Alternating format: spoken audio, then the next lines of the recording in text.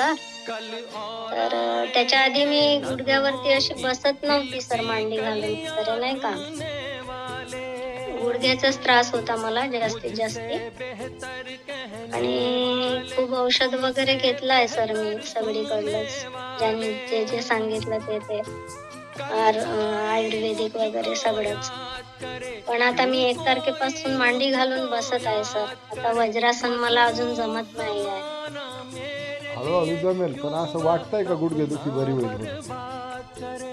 हो, वाटतंय ना सर. आहारामध्ये बदल झाला ना सर. आता आणि तुम्हाला 3 दिवस कायाकल्प केला तर मला काही वाटलं नाही सर. असं उत्साहच वाटत होता कायाकल्पामध्ये काय त्याच्यामध्ये. केलं तुम्ही 3 दिवस? ॲपलचं केलं सर. पहिल्या दिवशी मी 2 ॲपल खाल्ले, सकाळी 1 आणि संध्याकाळी 1.